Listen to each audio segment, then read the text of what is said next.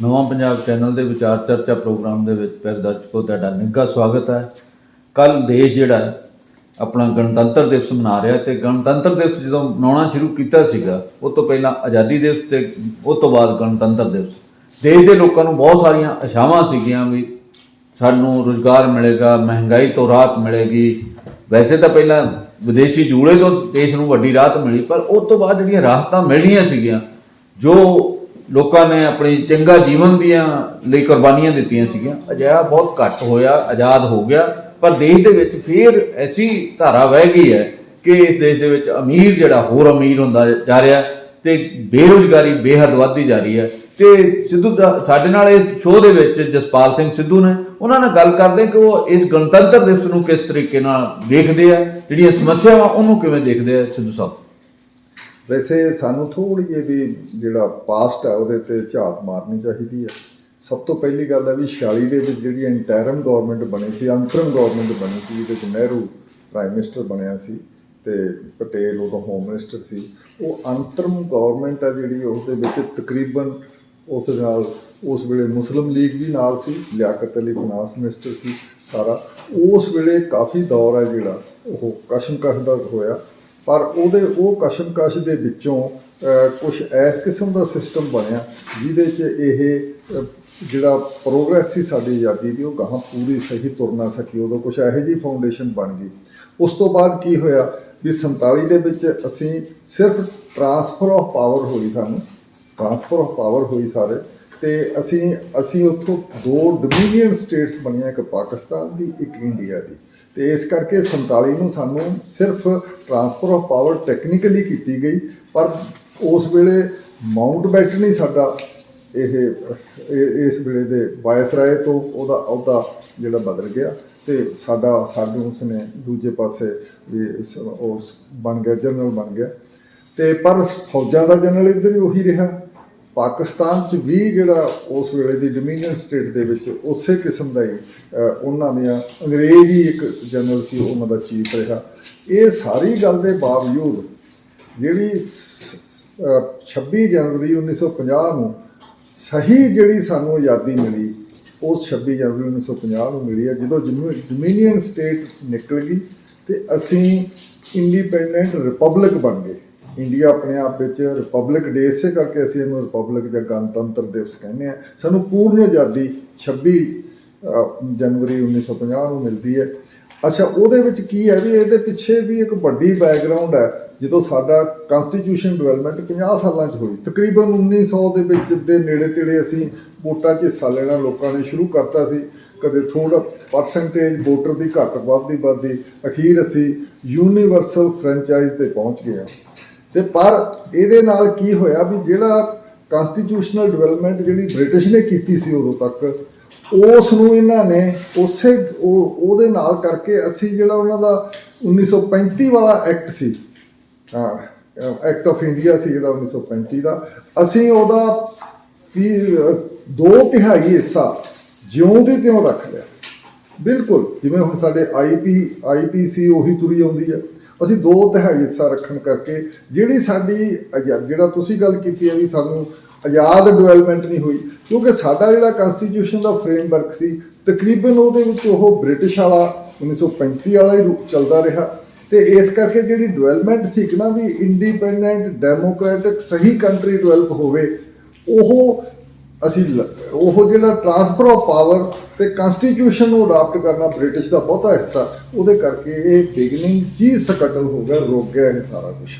ਜਸਪਾਲ ਜੀ, ਦੇਸ਼ ਦੇ ਲੋਕਾਂ ਨੂੰ ਜਿਹਨਾਂ ਨੇ ਦੇਸ਼ ਨੂੰ ਆਜ਼ਾਦ ਕਰਾਉਣ ਲਈ ਕੁਰਬਾਨੀਆਂ ਕੀਤੀਆਂ, ਉਹਨਾਂ ਦੇ ਮਨਾਂ 'ਚ ਬਹੁਤ ਵੱਡੀਆਂ ਆਸ਼ਾਵਾਂ ਸੀਗੀਆਂ। ਦੇਸ਼ ਆਜ਼ਾਦ ਹੋਏਗਾ, ਸਾਡਾ ਸਨਮਾਨ ਬਹਾਲ ਹੋਏਗਾ, ਅਸੀਂ ਨਵੇਂ ਕਿਸਮ ਦਾ ਜਿਹੜਾ ਦੇਸ਼ ਦੇ ਵਿੱਚ ਵਿਕਾਸ ਹੋਏਗਾ। ਉਹ ਵਿਕਾਸ ਤਾਂ ਜ਼ਰੂਰ ਹੋਇਆ, ਪਰ ਉਹਦਾ ਵਿਕਾਸ ਦੇ ਫਲ ਜਿਹੜੇ ਆ ਆਮ ਜਨਤਾ ਨੂੰ ਮਿਲਣੇ ਸੀ, ਉਹ ਨਹੀਂ ਮਿਲ ਸਕੇ। ਉਹਦਾ ਕਾਰਨ ਇਹੀ ਹੋਇਆ ਵੀ ਜਿਸ ਤਰੀਕੇ ਨਾਲ ਕੰਸਟੀਟਿਊਸ਼ਨ ਦੇ ਵਿੱਚ ਹਜੇ ਵੀ ਕੰਸਟੀਟਿਊਸ਼ਨ 'ਚ ਬਹੁਤ ਚੀਜ਼ਾਂ ਵਧੀਆ ਪਈਆਂ ਸਾਡੇ, ਜਿਹਦੇ 'ਚ ਖਾਸ ਕਰਕੇ ਡਾਇਰੈਕਟਰ ਪ੍ਰਿੰਸੀਪਲ ਦੇ ਵਿੱਚ ਅਸੀਂ ਬਰਾਬਰੀ ਲਿਆਉਣੀ ਹੈ, ਅਸੀਂ ਸਾਰਾ ਕਰਨਾ।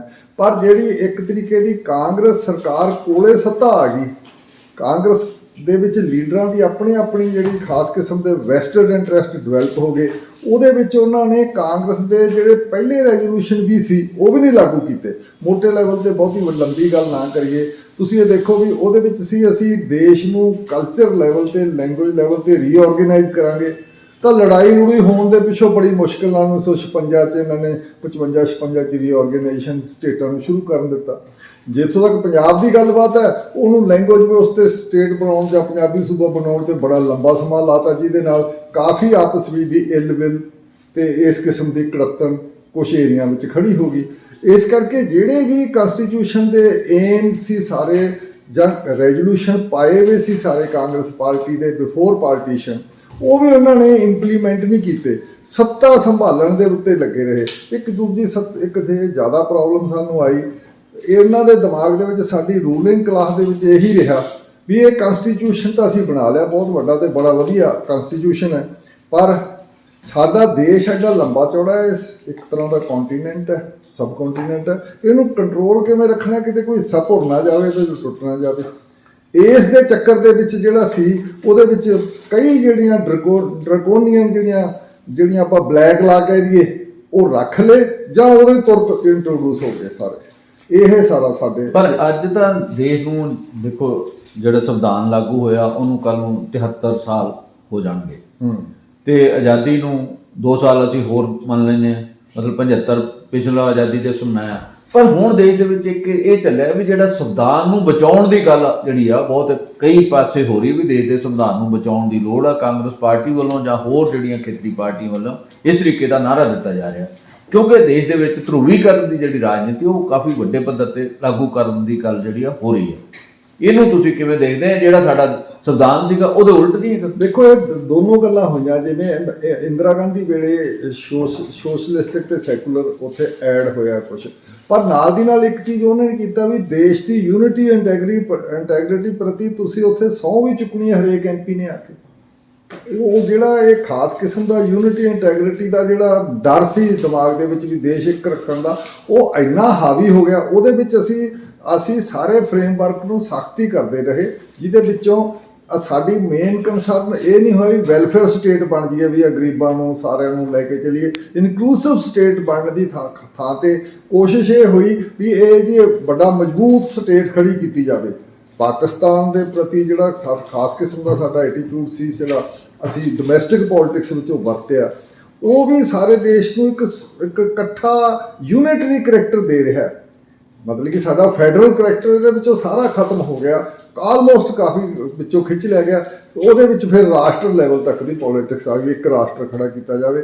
ਉਸ ਪੋਲਿਟਿਕਸ ਵਿੱਚ ਅਸੀਂ ਮੰਨੀਏ ਨਾ ਮੰਨੀਏ, ਡੈਮੋਕ੍ਰੇਸੀ ਦੀ ਥਾਂ ਤੇ ਅਸੀਂ ਮੈਜੋਰਿਟੇਰੀਅਨ ਰੂਲ ਲੈ ਆਏ ਹਾਂ, ਜਿਹੜਾ ਕਿ ਸਾਰੇ ਹੀ ਜਿਹੜੇ ਇੰਟੈਲੈਕਚੁਅਲ ਹੈ ਤੇ ਸਾਰੇ ਪ੍ਰੈਸ ਹੈ ਹੁਣ ਤੱਕ ਕਈ ਸਾਲਾਂ ਦਾ ਲਿਖ ਰਿਹਾ ਜਿਹੜਾ ਹੁਣ ਰੂਲ ਹੈ ਇੱਥੇ ਚੱਲ ਰਿਹਾ ਕੇਂਦਰ 'ਚ, ਉਹ ਮੈਜੋਰਿਟੇਰੀਅਨ ਰੂਲ ਹੈ, ਡੈਮੋਕ੍ਰੇਸੀ ਨਹੀਂ। ਕਿਉਂਕਿ ਇਹਦੇ ਵਿੱਚੋਂ ਅਸੀਂ ਮਿਨੋਰਿਟੀਆਂ ਨੂੰ ਤਾਂ ਪਾਸੇ ਕੱਢਤਾ, ਉਹਨਾਂ ਨੂੰ ਤਾਂ ਪਾਰਟੀਸਪੇਸ਼ਨ ਉਹਨਾਂ ਦੀ ਇਲੈਕਸ਼ਨ ਵਿੱਚ ਹੋਵੇ ਜਾਂ ਨਾ ਹੋਵੇ ਜ਼ਰੂਰਤ ਨਹੀਂ ਸਾਨੂੰ, ਜਿੰਨਾ ਕੁ ਚਾਹੀਦਾ ਉਹ ਦੂਜੇ 'ਚ ਹੋ ਜਾਂਦਾ ਸਾਰਾ ਕੁਝ। ਇਸ ਕਰਕੇ ਇਹ ਡੈਮੋਕ੍ਰੇਸੀ ਦਾ ਜਿਹੜਾ ਤੁਸੀਂ ਕਿਹਾ ਵੀ ਕਨਸਟੀਟਿਊਸ਼ਨ ਬਚਾਉਣ ਦਾ, ਇਹੀ ਵੱਡਾ ਖਤਰਾ ਹੋਊਗਾ ਵੀ ਕਨਸਟੀਟਿਊਸ਼ਨ ਉਹੀ ਬਚਿਆ ਰਹੇ ਜਿਹੜਾ ਅਸੀਂ 26 ਜਨਵਰੀ 1950 ਨੂੰ ਅਡਾਪਟ ਕੀਤਾ ਸੀ, ਉਹੀ ਬਚਿਆ ਰਹੇ, ਤਾਂ ਵੀ ਇਹ ਦੇਸ਼ ਵਿੱਚ ਕਾਫੀ ਹੱਦ ਤੱਕ ਡੈਮੋਕ੍ਰੇਸੀ ਬਚ ਜੂ, ਸੈਕੂਲਰਿਜ਼ਮ ਰਹਿ ਜੂਗਾ, ਫੈਡਰਲਿਜ਼ਮ ਵੀ ਕਾਫੀ ਹੱਦ ਤੱਕ ਬਚ ਜੂਗਾ ਸਾਰਾ ਕੁਝ। ਪਰ ਜੇ ਇਸੇ ਕਰਕੇ ਕਨਸਟੀਟਿਊਸ਼ਨ ਨੂੰ ਜਿਹੜਾ ਬਚਾਉਣਾ, ਸੰਵਿਧਾਨ ਨੂੰ ਬਚਾਉਣਾ, ਜਾਂ ਸੰਵਿਧਾਨ ਦੀ ਅੱਜ ਦੇ ਦਿਨ ਜੇ ਤੁਸੀਂ ਕੱਲ ਅਸੀਂ ਮਨਾਵਾਂਗੇ ਤਾਂ ਉਹਦੇ ਪ੍ਰਤੀ ਵਚਨਬੱਧਤਾ ਇਹੀ ਹੋਣੀ ਚਾਹੀਦੀ ਵੀ ਇਹ ਬਚ ਕੇ ਰਹੇ। ਹੁਣ ਕਿਤੇ ਇਹਦੇ ਵਿੱਚ ਵੀ ਵੱਡੀਆਂ ਤਬਦੀਲੀਆਂ ਕਿਤੇ ਅਗਲੀ ਪਾਰੀ ਆਉਣ ਤੱਕ ਕਰ ਨਾ ਦੇਣ, ਇਹ ਵੱਡੇ ਡਰ ਸਾਡੇ ਨਾਲ ਹੁਣ ਖੜੇ ਆ। ਇਸ ਤੋਂ ਇਲਾਵਾ ਅਸੀਂ ਸੰਵਿਧਾਨ ਦਾ ਦਿਨ ਤਾਂ ਕੱਲ੍ਹ ਮਨਾਉਣਾ ਹੈ, ਪਰ 2 ਡਿਵੈਲਪਮੈਂਟ 'ਤੇ ਮੈਂ ਤੁਹਾਡੇ ਨਾਲ ਗੱਲ ਕਰਨਾ ਚਾਹੂੰਗਾ। ਅੱਜ ਜਿਹੜਾ ਲਖੀਮਪੁਰ ਖੀਰੀ ਦੇ ਵਿੱਚ ਕਿਸਾਨਾਂ ਦੇ 8 ਕਿਸਾਨਾਂ ਦੇ, ਜਿਨ੍ਹਾਂ ਵਿੱਚ ਇੱਕ ਪੱਤਰਕਾਰ ਵੀ ਸੀ, ਉਹਨਾਂ ਨੂੰ ਮਾਰ ਦਿੱਤਾ ਗਿਆ, ਦਰੜ ਕੇ ਮਾਰ ਦਿੱਤਾ ਗਿਆ ਸੀ। ਉਹਨਾਂ ਦੇ ਵਿੱਚ ਕੇਂਦਰੀ ਗ੍ਰਹਿ ਮੰਤਰੀ ਦਾ ਲੜਕਾ ਸੀ ਆਸ਼ੀਸ਼ ਮਿਸ਼ਰਾ, ਅੱਜ ਉਹਨੂੰ ਸੁਪਰੀਮ ਕੋਰਟ ਨੇ ਸ਼ਰਤਾਂ ਤਹਿਤ ਜ਼ਮਾਨਤ ਦੇ ਦਿੱਤੀ। ਇਸ ਗੱਲ ਨੂੰ ਕਿਵੇਂ ਦੇਖਦੇ? ਦੇਖੋ, ਸਾਰੀ ਜਿਹੜੀ ਕੋਸ਼ਿਸ਼ ਹੈ, ਜਿਹੜੀ ਸਾਡੀ ਰੂਲਿੰਗ ਕਲਾਸ ਦੀ ਕੋਸ਼ਿਸ਼ ਵਿੱਚੋਂ ਇੱਕ ਸੈਕਸ਼ਨ ਰੂਲਿੰਗ ਕਲਾਸ ਦਾ ਇਹੋ ਜਿਹਾ ਨਾਂ ਲਏ ਤੋਂ ਬਿਨਾਂ ਅਸੀਂ ਕਹਿ ਸਕਦੇ ਉਹ ਇਹੋ ਜਿਹਾ ਸੈਕਸ਼ਨ ਨਿਕਲਿਆ ਜਿਹੜਾ ਏਕਤਾ ਤੇ ਅਖੰਡਤਾ ਦੇ ਨਾਂ ਤੇ ਜਾਂ ਦੇਸ਼ ਸਟਰੋਂਗ ਕਰਨ ਦੇ ਨਾਂ ਉੱਤੇ ਉਹ ਇੱਕ ਖਾਸ ਕਿਸਮ ਦੀ ਇਹਦੀ ਇਹ ਐਕਸਕਲੂਸਿਵ ਜਿਹੜਾ ਮਤਲਬ ਕਿ ਰਾਜ ਸੈਟਅਪ ਇੱਥੇ ਖੜਾ ਕਰ ਰਿਹਾ ਰਜੀਮ। ਐਕਸਕਲੂਸਿਵ ਦਾ ਮਤਲਬ ਕਿ ਬਾਕੀ ਕੁਛ ਇਹਨੂੰ ਕੱਢੋ, ਜਿੰਨੀ ਕੁ ਲੋੜ ਹੈ ਵਿਚਾਲੇ ਉਨੇ ਕੁ ਰੱਖ ਲਓ, ਜਿੰਨੀਆਂ ਕੁ ਵੋਟਾਂ ਦੀ ਲੋੜ ਹੈ। 30% 35% ਤੱਕ ਸਾਡੀ ਐਵਰੇਜ ਜਿਹੜੀ ਵੋਟਾਂ ਨਾਲ ਸਾਡੇ ਜਿਹੜਾ ਸਾਡਾ ਸਿਸਟਮ ਹੈ ਇਲੈਕਸ਼ਨ ਦਾ, ਇੰਨੀ ਕੁ ਵੋਟਾਂ ਲੈ ਕੇ ਬੰਦੇ ਕਾਂਗਰਸ ਰਾਜ ਕਰਦੀ ਰਹੀ ਹੈ 30 ਸਾਲ, ਤੇ ਇਹ ਵੀ ਤਕਰੀਬਨ ਇੰਨੀਆਂ ਕੁ ਵੋਟਾਂ ਲੈ ਕੇ ਕਰਦੇ ਰਹੇ ਆ ਗਾਹਾਂ ਉਸ ਤੋਂ ਬਾਅਦ ਦੀਆਂ ਪਾਰਟੀਆਂ ਵੀ, ਖਾਸ ਕਰਕੇ ਬੀਜੇਪੀ ਵੀ। ਇਸ ਕਰਕੇ ਸਾਨੂੰ ਵੱਡਾ ਡਰ ਇਹ ਹੁਣ ਇੱਕੋ ਹੀ ਡਰ ਬੰਨਿਆ ਪਿਆ, ਜਿਹਦਾ ਸਾਨੂੰ ਐਂ ਲੱਗਦਾ ਫਾਸਿਜ਼ਮ ਡਿਕਟੇਟਰਸ਼ਿਪ ਕੋਈ ਇਹੋ ਜਿਹਾ ਨਾ ਖੜਾ ਹੋ ਜਾਏ, ਕਨਸਟੀਟਿਊਸ਼ਨ ਬਿਲਕੁਲ ਲਾ ਕੇ ਨਾ ਮਾਰੋ। ਉਹਦੇ ਵਿੱਚ ਸਾਨੂੰ ਲੱਗਦਾ ਵੀ ਸੁਪਰੀਮ ਕੋਰਟ ਨੂੰ ਵੀ ਕਿੰਨਾ ਰੌਲਾ ਪੈਂਦਾ ਵੀ ਜੱਜ ਕੌਣ ਹੋਵੇ, ਇਹਨਾਂ ਦੀ ਅਪਾਇੰਟਮੈਂਟ ਉੱਤੇ ਕਿੰਨਾ ਰੌਲਾ ਪੈ ਰਿਹਾ। ਇਹ ਸਾਰੇ ਰੌਲੇ ਤਾਂ ਪੈ ਰਹੇ ਜਾਂ ਸੁਪਰੀਮ ਕੋਰਟ ਉੱਤੇ ਪ੍ਰੈਸ਼ਰ ਡਾਇਰੈਕਟ ਜਾਂ ਇਨਡਾਇਰੈਕਟ ਪ੍ਰੈਸ਼ਰ ਪਾਏ ਜਾ ਰਹੇ ਆ।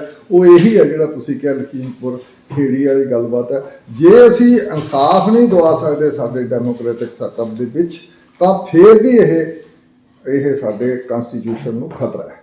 ਇੱਕ ਕੇਂਦਰੀ ਗ੍ਰਹਿ ਰਾਜ ਮੰਤਰੀ ਨੇ ਕਿਰਨ ਰਿਜੀਜੂ, ਉਹਨਾਂ ਦਾ ਤਾਂ ਜੁਡੀਸ਼ਰੀ ਦਾ ਸੁਪਰੀਮ ਕੋਰਟ ਦਾ ਲਗਾਤਾਰ ਇੱਕ ਰੇੜਕਾ ਚੱਲਿਆ ਆ ਰਿਹਾ। ਉਹ ਕਦੇ ਕਹਿ ਦਿੰਦੇ ਕੋਲੀਜੀਅਨ ਸਿਸਟਮ ਠੀਕ ਨਹੀਂ ਗਾ, ਉਹਦੇ ਬਾਰੇ ਲਗਾਤਾਰ ਚੱਲ ਰਹੀ ਹੈ। ਇਸ ਬਹਿਸ ਨੂੰ ਕਿਵੇਂ ਦੇਖਦੇ? ਕੋਈ ਇਹ ਰੇੜਕਾ ਨਹੀਂ ਚੱਲਦਾ, ਇਹ ਜਾਣ ਬੁੱਝ ਕੇ ਉਹ ਕੋਲੀਜੀਅਮ ਦਾ ਜਿਹੜਾ ਸਿਸਟਮ ਹੈ ਉਸ ਨੂੰ ਬਾਈਪਾਸ ਕਰਕੇ ਸਰਕਾਰ ਆਪਣਾ ਜ਼ਿਆਦਾ ਵੱਡਾ ਉਹਦੇ ਚੋਂ ਕੇਕ ਮੰਗਣਾ ਚਾਹੁੰਦੀ ਹੈ ਵੀ ਅਸੀਂ ਮਰਜ਼ੀ ਨਾਲ ਬੰਦੇ ਜਿਹੜੇ ਸਾਡੇ ਫਿੱਟ ਬੈਠਣ ਉਹਨਾਂ ਨੂੰ ਅਸੀਂ ਮਤਲਬ ਕਿ ਸੁਪਰੀਮ ਕੋਰਟ ਦੇ ਜੱਜ ਦੇ ਲੈਵਲ ਤੇ ਲੈ ਕੇ ਆਈਏ। ਚੀਫ ਜਸਟਿਸ ਵੀ ਆਫ ਇੰਡੀਆ ਵੀ ਐਂ ਬਣਦਾ, ਉਹੀ ਸਾਰਾ ਕੁਝ ਕਰਦੇ ਆ। ਤਾਂ ਇਹ ਜਿਹੜਾ ਤਰੀਕਾ ਹੈ, ਇਹਦੇ ਨਾਲ ਦੋ ਗੱਲਾਂ ਹੁੰਦੀਆਂ ਵੀ ਸੁਪਰੀਮ ਕੋਰਟ ਦਾ ਜਿਹੜਾ ਕੰਮ ਹੈ ਉਹ ਇਹੀ ਹੈ, ਜਿਹੜਾ ਵੱਡਾ ਉਹਦਾ ਮੈਂਡੇਟ ਹੈ ਸੁਪਰੀਮ ਕੋਰਟ ਦਾ, ਵੀ ਤੁਸੀਂ ਕਨਸਟੀਟਿਊਸ਼ਨ ਦੀ ਸੈਂਕਟਿਟੀ ਨੂੰ ਕਾਇਮ ਰੱਖਣਾ। ਜਿਹੜਾ ਅਸੀਂ 1950 ਦੇ ਵਿੱਚ ਅਡਾਪਟ ਕੀਤਾ, ਇਹਦੀ ਸੈਂਕਟਿਟੀ ਤਾਂ ਕਾਇਮ ਰੱਖਣ ਦਾ ਮਤਲਬ ਰਿਪਬਲਿਕ ਕਾਇਮ ਰਹੇਗੀ, ਨਹੀਂ ਤਾਂ ਫਿਰ ਇਹਦਾ ਸਰੂਪ ਬਦਲ ਜਾਏਗਾ ਸਾਰੇ ਦੇਸ਼ ਦਾ। ਇਹਦਾ ਫਿਰ ਤੁਸੀਂ ਕੋਈ ਵੀ ਨਾਂ ਰੱਖ ਸਕਦੇ ਹੋ। ਇਸ ਕਰਕੇ ਸੁਪਰੀਮ ਕੋਰਟ ਦੀ ਬਹੁਤ ਵੱਡੀ ਉਹ ਜਾਣ ਬੁੱਝ ਕੇ ਹੀ ਉਹ ਹਰ ਵਾਰ ਛੇੜਿਆ ਜਾਂਦਾ, ਲੋਕਾਂ ਨੂੰ ਮੈਂਟਲੀ ਤਿਆਰ ਕੀਤਾ ਜਾਂਦਾ ਵੀ ਇਹ ਹੌਲੀ ਹੌਲੀ ਜੱਜ ਧੱਕਾ ਕਰਦੇ ਆ ਜੁਡੀਸ਼ਰੀ ਨੂੰ, ਜੁਡੀਸ਼ਰੀ ਪਾਰਲੀਮੈਂਟ ਤੋਂ ਉੱਤੇ ਪਾਵਰਾਂ ਲਈ ਜਾਂਦੀ ਹੈ। ਇਹ ਸਾਰੀਆਂ ਐਵੇਂ ਗੱਲਾਂ। ਸਵਾਲ ਹੈ ਵੀ ਉਹ ਆਪਣੀ ਪਾਵਰ ਹੈ ਜਿਹੜੀ ਉਹਨੂੰ ਦਿਨੋਂ ਦਿਨ ਜ਼ਿਆਦਾ ਕੰਸਨਟਰੇਟ ਕਰ ਰਿਹਾ। ਇਸੇ ਕਰਕੇ ਇਸੇ ਜੋ ਜਿਹੜੀ ਕੇਂਦਰੀਕਰਨ ਹੈ, ਸੈਂਟਰਲਾਈਜੇਸ਼ਨ ਆਫ ਪਾਵਰ ਹੈ, ਉਹ ਬਹੁਤ ਨਿਕਲਿਆ ਆ। ਸੈਂਟਰਲਾਈਜੇਸ਼ਨ ਆ ਗਿਆ, ਜਿਹਦੇ 'ਚ ਫੈਡਰਲਿਜ਼ਮ ਖਤਮ ਹੋ ਗਿਆ। ਪੰਜਾਬ ਦੀਆਂ ਪ੍ਰੋਬਲਮਾਂ ਹੋਰ ਜਿਹੜੀਆਂ ਪਾਸੇ ਦੀ ਪੈਰਾਫੇਰੀਅਲ ਸਟੇਟਸ ਆ, ਸਭ ਦੀਆਂ ਪ੍ਰੋਬਲਮਾਂ ਇਸੇ ਕਰਕੇ ਹੋਈਆਂ। ਸੈਂਟਰਲਾਈਜੇਸ਼ਨ ਆਫ ਪਾਵਰ ਹੋ ਗਿਆ, ਜਿਹੜੀ ਕਿ ਹੁਣ ਬੀਜੇਪੀ ਉਹਨੂੰ ਹੋਰ ਜ਼ਿਆਦਾ ਸੈਂਟਰਲਾਈਜੇਸ਼ਨ ਕਰ ਰਹੀ ਹੈ। ਕੱਲ ਗਣਤੰਤਰ ਦਿਵਸ ਦੇ ਉੱਪਰ ਦੇਸ਼ ਦੇ ਕਿਸਾਨ ਸੰਯੁਕਤ ਕਿਸਾਨ ਮੋਰਚਾ ਇੱਕ 6 ਸੂਬਿਆਂ ਦੀ ਜੀਂਦ ਦੇ ਵਿੱਚ ਮਹਾ ਰੈਲੀ ਕਰ ਰਿਹਾ।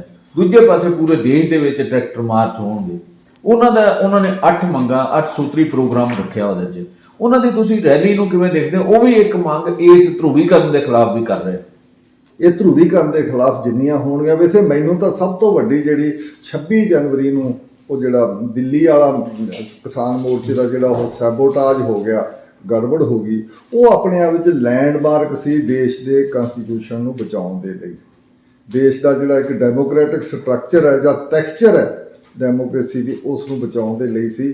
ਉਹਦਾ ਨੁਕਸਾਨ ਹੋਣਾ, ਤੇ ਹੁਣ ਚਲੋ ਉਹਦਾ ਰੈਪਲੀਕਾ ਜਿਹਾ ਕਰ ਰਹੇ ਛੋਟੇ ਚੰਗੀ ਗੱਲ ਹੀ ਹੈ ਇਹ ਸਾਰੇ ਕਰਨ। ਤੇ ਸਾਨੂੰ ਇਹ ਲੋਕਾਂ ਨੂੰ ਚਾਹੀਦਾ ਵੀ ਸਰਕਾਰਾਂ ਕਿਉਂ ਆਪਣੀ ਮਰਜ਼ੀ ਨਾਲ ਗਣਤੰਤਰ ਦਿਵਸ ਨੂੰ ਮਨਾਉਣ?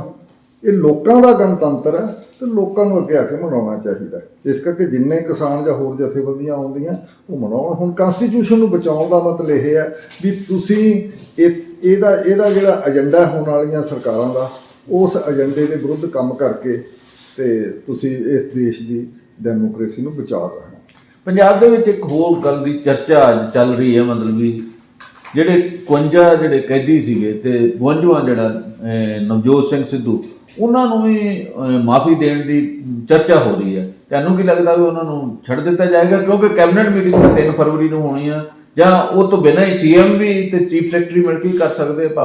ਉਹਨਾਂ ਕੋਲੇ ਪਾਵਰ ਹੈ, ਬਾਕੀ ਸਟੇਟ ਕੋਲੇ ਰਿਮਿਸ਼ਨ ਦੀ ਅਧਿਕਾਰ ਹੈ ਜੇਲ੍ਹ ਦਾ। ਉਹਨਾਂ ਕੋਲੇ ਸਟੇਟ ਸਬਜੈਕਟ ਹੀ ਹੈ, ਸਟੇਟ ਕਰ ਸਕਦੇ ਜਦੋਂ ਮਰਜ਼ੀ ਕਰਦੇ, ਉਹਨਾਂ ਦੀ ਮਰਜ਼ੀ ਹੈ। ਤੇ ਇਸ ਕਰਕੇ ਸਟੇਟ ਕੋਲੇ ਇੱਕ ਹੈਗਾ ਅਧਿਕਾਰ, ਉਹ ਜਦੋਂ ਮਰਜ਼ੀ ਕਰ ਸਕਦੇ, ਛੱਡ ਸਕਦੇ ਉਹਨਾਂ ਨੂੰ। ਸਾਰੀ ਗੱਲ ਇਹ ਇਸ ਦਿਨ ਨੂੰ ਸੈਲੀਬ੍ਰੇਟ ਕਰਨ ਲਈ ਵੀ ਇਹ ਜਿਹੇ ਐਕਟ ਕੀਤੇ ਜਾਂਦੇ ਆ ਜਿਹੜੇ ਕਿ ਗੁੱਡ ਫੇਥ ਤੇ ਆਪਣੇ ਆਪ ਵਿੱਚ ਆਪਣੇ ਵਧੀਆ ਐਕਟ ਬਣੇ ਜਾਂਦੇ ਆ। ਇਸ ਦਿਨ ਜਿਹੜਾ ਖੁੱਲ੍ਹਦਿਲੀ ਦਿਖਾਉਣੀ ਆ ਉਹ ਠੀਕ ਰਹਿੰਦਾ। ਇੱਕ ਮਾਮਲਾ ਜਿਹੜਾ ਡੇਰਾ ਸਿਰਸਾ ਨਾਲ ਜੁੜਿਆ ਹੋਇਆ, ਉਹਦੇ ਵੀ ਚਰਚਾ ਜਿਹੜੀ ਪਿਛਲੇ ਦਿਨਾਂ ਤੋਂ ਕਾਫੀ, ਉਹਨੂੰ ਵਾਰ-ਵਾਰ ਬੇਲ ਦੇਣ ਪਿੱਛੇ ਜਿਹੜੀਆਂ ਉਲੰਘਣਾ ਨਹੀਂ ਕੀਤੀ ਜਾਂਦੀ, ਜਿਹੜੀ ਸਜ਼ਾ ਦੇਖੋ ਉਹ ਇਹ ਜੇ ਤੁਸੀਂ ਸਾਰਾ ਇਹਦਾ ਸਾਰ ਤੱਤ ਦੇਖੋ, ਇਹਦਾ ਬੀਜੇਪੀ ਦੀ ਜਿਹੜੀ ਜੁਡੀਸ਼ਰੀ ਦੀਆਂ ਪਾਵਰਾਂ ਨੂੰ ਘੱਟ ਕਰਨ ਦਾ ਲੈ ਕੇ ਤੇ ਫਿਰ ਇਸ ਨੂੰ ਪਰੋਲ ਦਵਾ ਕੇ ਤੇ ਉਸ ਨੂੰ ਇਹ ਸਾਰਾ ਵੋਟ ਤੰਤਰ ਤੇ ਵੋਟ ਬੈਂਕ ਤਿਆਰ ਕਰਨ ਦੀ ਗੱਲਬਾਤ ਹੈ। ਪੋਲੀਟਿਕਸ ਉਸ ਵੋਟ ਬੈਂਕ ਦੀ ਪੋਲੀਟਿਕਸ ਵਿੱਚੋਂ ਹੀ ਖੜਾ ਕੀਤਾ ਗਿਆ ਇਹ ਸਰਸੇ ਵਾਲਾ ਜਿਹੜਾ ਬਾਬਾ ਸਰਸਾ ਜਿਹੜਾ ਵੀ ਹੈ ਕੋਈ ਇਸ ਤੇ ਉਹ ਸਰਸੇ ਵਾਲਾ ਮੁਖੀ ਹੈ ਜਿਹੜਾ ਉਸੇ 'ਚੋਂ ਹੋਇਆ। ਤੇ ਇਹ ਕੁਛ ਹੱਦ ਤੱਕ ਪਹਿਲਾਂ ਬਾਦਲਾਂ ਨੇ ਵੀ ਕੀਤਾ ਇਸ ਨੂੰ ਖੜਾ, ਪਹਿਲਾਂ ਕਾਂਗਰਸ ਦਾ ਵੀ ਲੈ ਜਾਂਦੀ ਹੈ ਸ਼ੇਰ, ਅਸੀਂ ਵੀ ਲਈਏ। ਉਦੋਂ ਪਿੱਛੋਂ ਫਿਰ ਇਹ ਆ ਸਾਰਾ ਬੇਅਦਬੀ ਦੇ ਸਾਰੀਆਂ ਗੱਲਾਂ ਪਿੱਛੇ ਵੋਟ ਬੈਂਕ ਪੋਲੀਟਿਕਸ ਹੈ। ਤੇ ਇਹਦਾ ਪਰੋਲ ਤੇ ਵਾਰੀ ਹੈ, ਮਤਲਬ ਕਿ ਇਹਦੇ 14 ਮਹੀਨਿਆਂ ਵਿੱਚ 4 ਪਰੋਲ ਦੇ ਦੇਣੀਆਂ ਇਹਨੂੰ। ਤੇ ਇਹ ਤਾਂ ਆਪਣੇ ਆਪ ਦੇ ਵਿੱਚ ਹੀ ਕਮਾਲ ਹੈ ਕਿ ਨਾ। ਤੇ ਇਹ ਤਾਂ ਵੋਟ ਬੈਂਕ ਪੋਲੀਟਿਕਸ ਹੈ। ਜਿੱਥੇ ਜੇ ਬਾਬੇ ਦਾ ਹੈਗਾ ਉੱਥੇ ਜਾ ਕੇ ਤੁਸੀਂ ਬੀਜੇਪੀ ਉਹਦੇ ਅੱਗੇ ਪਿੱਛੇ ਹੁੰਦੀ ਹੈ ਤੇ ਬੀਜੇਪੀ ਉਹਦੇ ਹੱਕ 'ਚ ਬੋਲਦੀ ਹੈ। ਤੇ ਇਹ ਧਾਰਮਿਕ ਜਿਹੜਾ ਕਾਰਡ ਹੈ ਉਹ ਵੀ ਯੂਜ਼ ਕਰਨਾ ਵੋਟ ਬੈਂਕ ਪੋਲੀਟਿਕਸ ਹੈ ਸਾਰੀ, ਜਿਹੜੀ ਡੈਮੋਕ੍ਰੇਸੀ ਦੇ ਬਿਲਕੁਲ ਉਲਟ ਹੈ। ਉਹਦੀ ਕਾਟ ਹੈ ਇੱਕ ਤਰ੍ਹਾਂ ਦੀ ਡੈਮੋਕ੍ਰੇਸੀ ਦੀ। ਇਸ ਤੋਂ ਇਲਾਵਾ ਤੁਸੀਂ ਗਣਤੰਤਰ ਦਿਵਸ ਦੇ ਉੱਪਰ ਖਾਸ ਕੋਈ ਕਹਿਣਾ ਚਾਹੁੰਦਾ ਵੀ ਸਾਨੂੰ ਕਨਸਟੀਟਿਊਸ਼ਨ ਬਚਾਉਣ ਦੀ ਵਾਲੀ ਗੱਲ ਹੀ ਫਿਲਹਾਲ ਪਹਿਲੇ ਸਟੈਪ ਦੇ ਲੈਵਲ ਤੇ ਇਹਦੇ ਹੱਕ 'ਚ ਆਉਣਾ ਚਾਹੀਦਾ ਤੇ ਇਹ ਬਚਣਾ ਚਾਹੀਦਾ ਕਨਸਟੀਟਿਊਸ਼ਨ। ਤੇ ਨਹੀਂ ਤਾਂ ਫਿਰ ਇੱਥੇ ਕਈ ਕਿਸਮ ਦੀਆਂ ਗੜਬੜਾਂ ਹੋ ਜਾਣਗੀਆਂ ਜੇ ਆਹ ਪ੍ਰੋਸੈਸ ਚੱਲਦਾ ਰਿਹਾ। ਇੱਕ ਹਿੰਦੁਸਤਾਨ ਦੇ ਵਿੱਚ 3 ਗੱਲਾਂ ਹੋਈਆਂ ਸੀ, independent judiciary, independent media, independent legislature. ਇਹ ਜਿਹੜਾ ਇਹਨਾਂ ਦੇ ਵਿੱਚ ਜਿਹੜਾ ਹੁਣ ਮੀਡੀਆ ਉਹਦੇ ਉੱਪਰ ਨਵੇਂ ਨਿਯਮ ਜਿਹੜੇ ਆ ਉਹ ਲਿਆਉਣ ਦੇ ਯਤਨ ਨਾਲ ਵੀ ਕੰਟੈਂਟ ਜਿਹੜਾ ਜੇ ਉਹਦੇ 'ਚ ਲੱਗੇ ਵੀ ਫੇਕ ਨਿਊਜ਼ ਆ ਜਾਂ ਡਿਸਇਨਫੋਰਮੇਸ਼ਨ ਆ ਜਾਂ ਮਿਸਇਨਫੋਰਮੇਸ਼ਨ ਆ, ਉਹਨੂੰ ਹਟਾਉਣ ਲਈ PIB ਨੂੰ ਹੱਕ ਦਿੱਤੇ ਜਾਣ ਦੀ ਚਰਚਾ ਦੇ ਵਿੱਚ ਹੋ ਰਹੀ ਹੈ। ਤੇ ਉਸ ਮਾਮਲੇ ਨੂੰ ਲੈ ਕੇ ਇੰਡੀਅਨ ਜਰਨਲਿਸਟ ਯੂਨੀਅਨ ਨੇ ਵਿਰੋਧ ਕੀਤਾ ਸੀ ਵੀ ਇਹਦੇ ਲਈ ਇੰਡੀਪੈਂਡੈਂਟ ਏਜੰਸੀ ਬਣਨੀ ਚਾਹੀਦੀ ਹੈ। ਤੁਸੀਂ ਇਸ ਮਾਮਲੇ ਨੂੰ ਕਿਵੇਂ ਦੇਖਦੇ? ਦੇਖੋ ਜੀ, ਸਾਰੀਆਂ ਗੱਲਾਂ ਦਾ ਸਾਰ ਤਾਂ ਉਹੀ ਹੈਗਾ, ਜੁਡੀਸ਼ਰੀ ਨੂੰ ਕੰਟਰੋਲ ਕਰਨਾ, ਮੀਡੀਆ ਨੂੰ ਕੰਟਰੋਲ 'ਚ ਕਰਨਾ, ਅੱਛਾ, ਤੇ ਦੂਸਰਾ ਫਿਰ ਪਾਰਲੀਮੈਂਟ ਵੀ ਕੰਟਰੋਲ 'ਚ ਕਰਨੀ, ਆਪੋਜੀਸ਼ਨ ਨੂੰ ਬੋਲਣ ਨਹੀਂ ਦੇਣਾ, ਐਗਜ਼ੀਕਿਊਟਿਵ ਵੀ ਜੋ ਕੁਛ ਕਰਨਾ ਕਰੀ ਜਾਵੇ, ਸਾਰਾ ਕੁਝ ਇਹ ਸਾਰਾ ਹੀ ਜਿਹੜੀਆਂ ਪਾਵਰਾਂ ਦਾ ਕੇਂਦਰੀਕਰਨ ਹੈ ਨਾ। ਤੇ ਜਿਹਨੂੰ ਅਸੀਂ ਡੈਮੋਕ੍ਰੇਸੀ ਦੀ ਨਖੇਧ ਹੈ, ਉਹਦਾ ਨੈਗੇਸ਼ਨ ਆਫ ਡੈਮੋਕ੍ਰੇਸੀ ਹੈ, ਉਹ ਹੋ ਰਿਹਾ ਹੈਗਾ। ਇਸ ਕਰਕੇ ਇਹ ਤਾਂ ਬਿਲਕੁਲ ਹੀ ਮੀਡੀਆ ਬਗੈਰ ਤਾਂ ਜੇ ਆਜ਼ਾਦ ਮੀਡੀਆ ਹੈ ਨਹੀਂ ਤਾਂ ਡੈਮੋਕ੍ਰੇਸੀ ਬਚ ਹੀ ਨਹੀਂ ਸਕਦੀ। ਵੀ ਹੁਣ ਕਿੱਥੋਂ ਲਿਆ ਜੀ ਸੋਰਸ ਦੱਸੋ, ਸਾਰਾ ਕੁਝ ਹੁਣ ਤਾਂ ਇੱਥੋਂ ਤੱਕ ਪਹੁੰਚੇ ਪਏ ਆ। ਪੱਤਰਕਾਰ ਨੂੰ ਦੱਸੋ, ਕਦੇ ਨਹੀਂ ਹੋਇਆ ਵੀ ਸੋਰਸ ਦੱਸਣਾ। ਸੁਪਰੀਮ ਕੋਰਟ ਦੀਆਂ ਵਰਡਿਕਟ ਹੈ ਵੀ ਸੋਰਸ ਨਹੀਂ ਦੱਸਣੇ ਜਰਨਲਿਸਟ ਨੇ, ਫੇਰ ਇਹ ਜ਼ੋਰ ਲਾਈ ਜਾਂਦੇ ਆ। ਤੇ ਜਿਹੜੀ ਮਰਜ਼ੀ ਪੋਸਟ ਨੂੰ ਲਾ ਦੇਣ ਇਹ ਸਾਰਾ ਸੋਸ਼ਲ ਮੀਡੀਆ ਤੋਂ। ਇਹ ਕੋਈ ਡੈਮੋਕ੍ਰੇਸੀ ਦੀਆਂ ਗੱਲਾਂ ਬਾਤਾਂ? ਲੋਕਾਂ ਦਾ ਕੋਈ ਅਧਿਕਾਰ ਹੀ ਨਾ ਹੋਵੇ, ਤੁਸੀਂ ਕੌਣ ਹੋ ਜੱਜ? ਐਗਜ਼ੀਕਿਊਟਿਵ ਜੇ ਉਹੀ ਜਿਹੜਾ ਐਗਜ਼ੀਕਿਊਟਿਵ ਵੀ ਆਪਣੇ ਆਪ ਜੁਡੀਸ਼ਰੀ ਦੇ ਲੈਵਲ ਤੇ ਕੰਮ ਕਰੇ ਤਾਂ ਫਿਰ ਤਾਂ ਲੋਕਾਂ ਦਾ ਕੀ ਬਚਦਾ ਕੁਛ ਨਹੀਂ। ਫਿਰ ਉਹਦਾ ਤਾਂ ਫਿਰ ਡਿਕਟੇਟਰਸ਼ਿਪ ਹੀ ਆਉਂਦੀ ਹੈ। ਸਿੱਧੂ ਸਾਹਿਬ, ਸਾਡੇ ਨਾਲ ਇਸ ਸ਼ੋਅ ਜੁੜਨ ਲਈ ਤੁਹਾਡਾ ਬਹੁਤ ਬਹੁਤ ਸ਼ੁਕਰੀਆ। ਇੱਥੇ ਅਸੀਂ ਤੁਹਾਡੇ ਕੋਲੋਂ ਤਾਂ ਆਪਣੇ ਦਰਸ਼ਕਾਂ ਕੋਲੋਂ ਲੈਂਦੇ ਹਾਂ ਅੱਗੇ। ਧੰਨਵਾਦ।